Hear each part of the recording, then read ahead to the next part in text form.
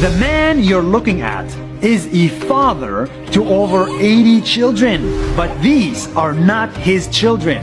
These are kids that nobody else wants, and he adopted all 80 of them. Why? Because they only have a few weeks left to live.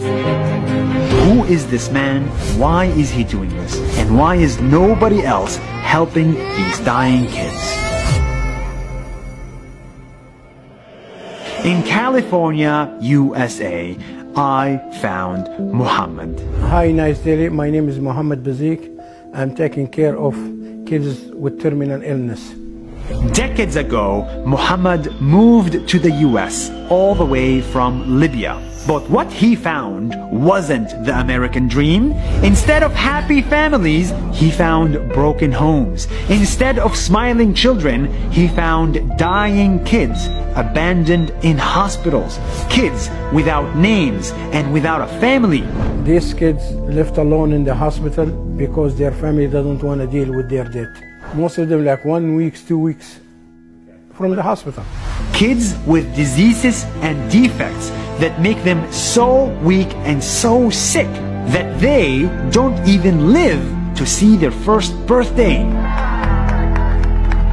And so instead of caring for them, some parents leave them forever. The reason so many kids are being left at the hospital because their parents, some of them like alcoholic or drug abuser or teenagers or technically homeless. They don't want these kids, especially was even after the doctor told them they are terminal. Muhammad knew he had to do something about this. He could not let these children die alone without a family. So he decided to bring them home. I used to visit those kids and I see them, they're alone in the playroom or in the rear room because nobody visits them, nobody take care of them, nobody hugs them, nobody loves them, nobody talk to them, you know. So that's how I became foster parents. He bought them food, toys, medicines, even breathing machines, and became the father they never had. I always talk with my kids, even they are blind and deaf, because they still have feeling and soul. Most of my kids, they don't talk. They are only communication with them. You touching them or holding them, especially when you touch them.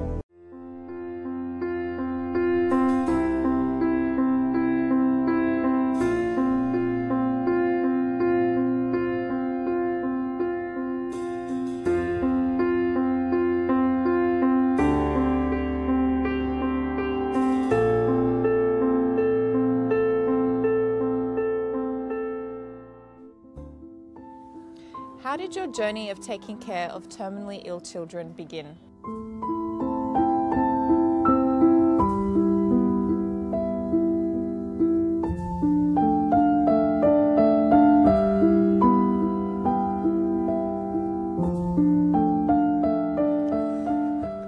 My journey became 1989 when I met my wife.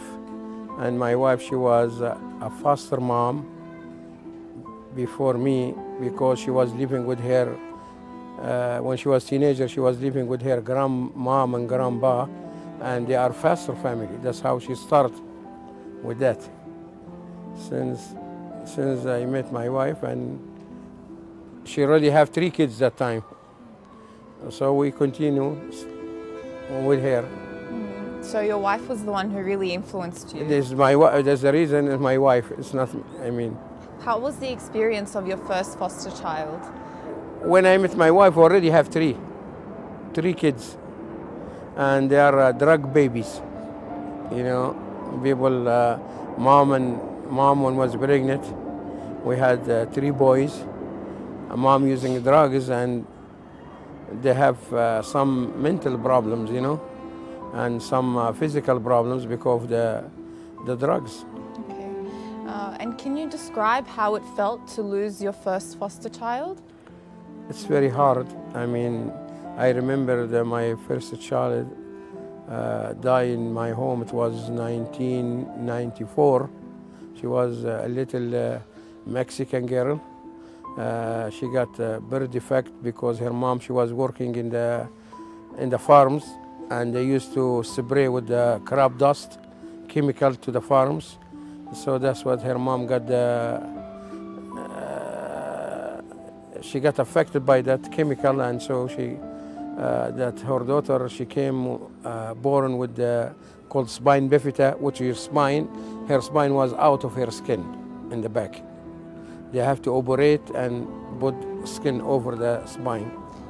And your work has started to become a lot more recognized. I mean, since last year, and you also recently received an award here in Turkey. Has anything changed since your work has become more recognized? Everything changed since the first day of the story came out in February 8, 2017.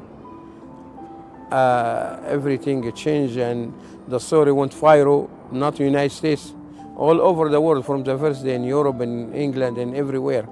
My story was being featured in 89 countries and written more than 10 languages. And all the churches, Christian, Jews, Buddha, or Hindu, wrote about my story. Has Islam affected your foster caring, and if so, in what way? I mean, as a Muslim, we know it's our religion encourages us to help, people who need our help. And as I said, I have no idea about foster kids before I met my wife. Even I came from big family, but when I met my wife, she already has the kids, so I just keep continuing with her. And also, in the beginning, I was volunteer in Children's Hospital, Los Angeles, visiting those kids who has no family. They are orphans, because when they are orphaned, they leave them in the hospital or medical facilities. And my religion is a big factor. The Messenger of Allah, peace and blessings be upon him, said, "You will not enter paradise until you believe, and you will not believe until you love each other." So how do you think this hadith is reflected in your work? Because obviously you require a great amount of love to care for those children and to make them feel like they're not alone. This job, you have to come from your heart. If you do it for something else, you're not gonna stay. Because it's 24/7, a job. Sometimes you are tired, you're not sleep, you have to go. Next day in the morning, you have to take the kids and travel to take them to the children's hospital. Sometimes you spend the whole day. You can't say, "Oh, last night I didn't sleep, I can't go today." You have to go. And you have to do it really 100% from your heart, not for any other reason. Otherwise, maybe you do it maybe a year or two, and then you give up. What's the most difficult and the most rewarding parts of being a carer for terminally ill children? The most difficult, it's lack of sleep. You have no day off. There is no day off. I mean, I've been telling you since 2010, I never had day one off until I came to Turkey. And the rewarding, it's give me really a pleasure and satisfaction when I see them laughing, smiling. I see them content with their life. That's really most pleasure for me. And do you see yourself doing this job until until you grow older? As long I am healthy, and as long I can provide good care for them, I will keep doing that. That's my goal. Okay. And is there anything else that you would? I mean, my story when it came out, really, it was inspire a lot of people and change the idea, American thinking about Muslim and Islam in the United States, because everybody wrote back to me. They said, "I never read a story like this," and most of them, they said, "I cried when I read your story." And you restore the humanity. We believe in humanity because we lost the trust of humanity before your story, but you brought it back, and you brought the trust in humanity from your story. And they said, We never expecting Muslim in America doing a job, not even American want to do that. Because I am only taking terminal kids who's dying. I am the only house in Los Angeles taking kids knowing they're gonna die. That's the only thing we take them, because kids who gonna die, nobody wants to take them, because they said, why I take kids gonna die that will devastate me and my family and my kids. So, and a lot of people, they're afraid even to talk about that. A lot of people don't want to even talk about it, and they said, how you're not, I have 10 kids died in my house.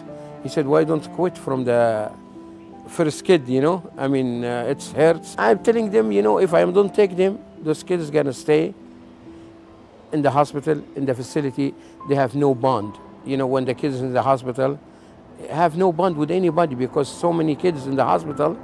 But I believe each kid has the right to have a mom and dad, brother and sisters, a place called home, security, stability, and make him feel that there's somebody loves him and somebody with him in the hardship time, and make him feel home. You know, that's the most important for the little kids, especially the kids taken away.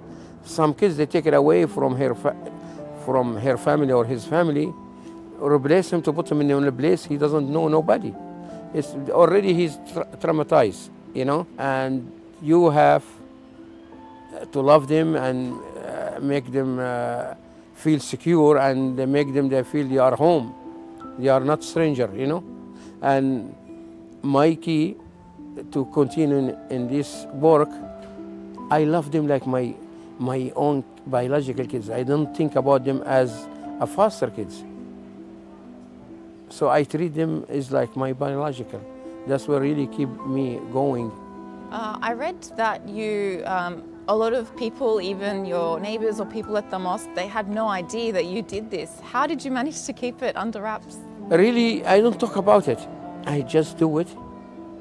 I mean, I'm not asking for anybody to say thank you, or I'll give me a tap in my shoulder, and no. Even the people in the mosque I go, they only know the kids I have right now, but they don't know how many kids I have, and how many, and how long I've been doing it. Even the imam said, "Oh, you are under our nose. We don't know." Because really, I don't talk about it. Just do it, you know. I mean, I don't, because I shouldn't talk about it, you know. That's the thing that I choose to do, you know. So you choose not to talk about it? No, not to talk about it. I mean, why I have to brag about it, you know? I'm doing it for the sake of Allah. I'm not asking for anybody to tell me thank you, Muhammad, or you're doing a great job, or no. I never thought of, because trust me, before the story came out, nobody knows about me, even my neighbors. They know we are a foster home, foster family, but they don't know. I mean, they came to my house, about 80 or a little bit over 80 child during 29 years. And about 40 of them is really terminally ill. There is no hope. I take the kids from the hospital the doctor gave up on them. I mean, they said there is no, medically, there is no hope for them. Because the girl, the one I have right now, they told me, I took her when she was 6 weeks old. And the doctor told me maybe 2 weeks, maybe a month. But alhamdulillah, now she is 7 years and 3 months. But this kind of diagnosis, I mean, I have 3 kids before her, the same diagnosis. 3 of them died. You know, but they die with no warning. They die very suddenly. Really, I mean, a minute they are okay, the next minute they are gone. How do you deal with the impact of that? I mean, it's obviously so upsetting to see the people that you love and you care for pass away. So how do you deal with that? Be honest, it hurts when, I mean, you have the kids from the babies like your own. I mean, we never take any kids more older than 3 months. All of them from the hospital. I mean, some of them a week, 2 weeks. And when they pass away, I mean, it hurts. We are a human being. We have mercy in our heart. This is from God, you know. But we know we have to do it, you know, because if we don't do it, this child is going to be in the hospital, in the facility. And also in belief, when your time comes, there is nothing you can do. I do whatever I can as a human being, because we're a human being, we have limitation. I do as a human being whatever I can and leave the rest to God. Because there's 3 things written on us before you born. Before you are a fetus and became, like they call it in America, trimester, and a human from fetus became a human being, and he got the soul. At the same time, written on you and me and everybody, 3 things we can't escape. When we're gonna die, how we're gonna die, and where we're gonna die. And these 3 things, we can't escape them. So when my time comes, there is nothing I can do, because this is not, it's out of my hand, and it's out of a human limit. So I have to accept what God decide. I mean, it could be the death comes to me before the kid, you know. So I have to accept it. And also from the beginning, when I take the child, they tell me he's gonna die in 2 weeks. So when they live 6 months or 6 years or 7 years, that's a blessing, you know. I mean, they told you he gonna die, because all my kids come with, you know what DNR, don't resuscitate, and hospice. When a kid or adult they put them in hospice, means you are dying, means no hope for you. I mean, they put you like 6 months, means there's no hope. This girl I have, they put her twice in hospice.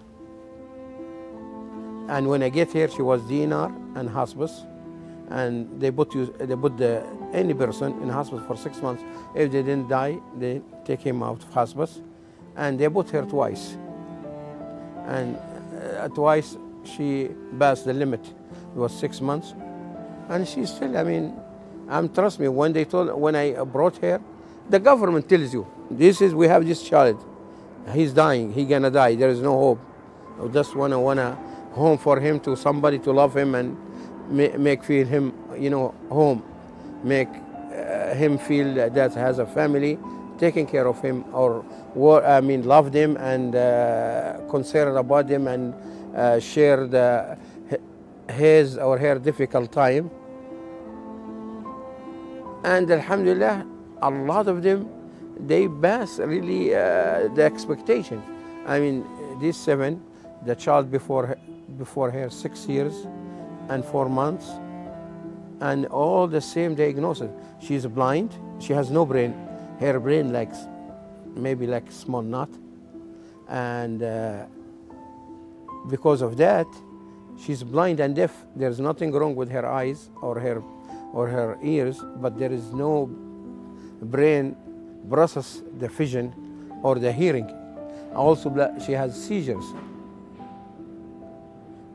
She has, like right now, minimum, easy, 4 seizures a day. Sometimes a lot. She has 4 machines. She has oxygen 24/7. She has suction machine. She has a nebulizer for her lungs. And she has feeding machine, tube she has 2 tubes, one for feeding and one for medication. Feeding is 24/7.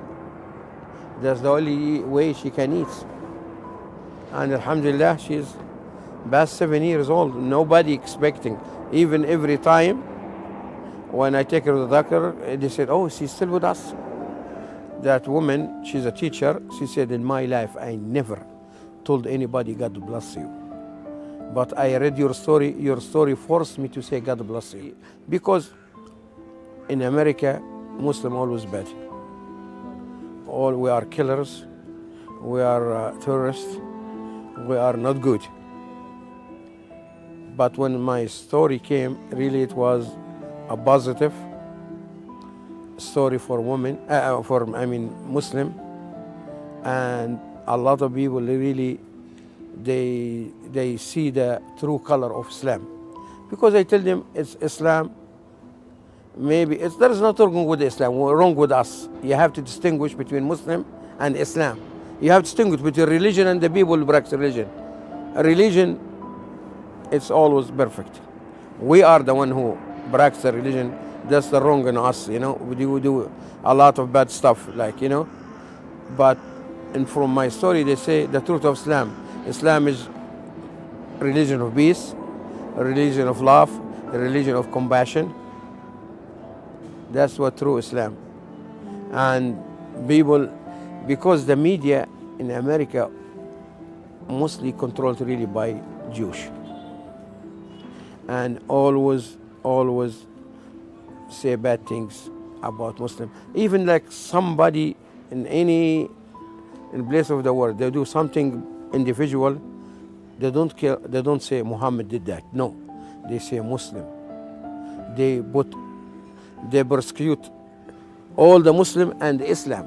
They don't say, no, this is the individual, he did it. No. In the media over there, if Muslim did something, all the Muslim bad, all Islam is bad. And if a Christian do that, they will say, oh, I think he has mental problem. And they say John did it. They didn't say that the Christian did it. Even sometimes they do bad things. Only they mention by their names. Yes, it was really a big da'wah. It's really a real da'wah. I mean, maybe silence da'wah, you know. But a lot of people seriously, I mean, they said your story inspired us and restore the faith and the trust in the humanities. Because people get sick and tired of talking, because talking is cheap. You can talk, I can talk, and we can talk and suggest many things, but people got fed up with this talk. People need action. People, they want to see action. It's how to believe you. Because people, I mean, everybody can talk. Everybody can talk. Is cheap. It doesn't cost you nothing. But people now, they want action. See how the Islam spread in Asia. They didn't go fight with them.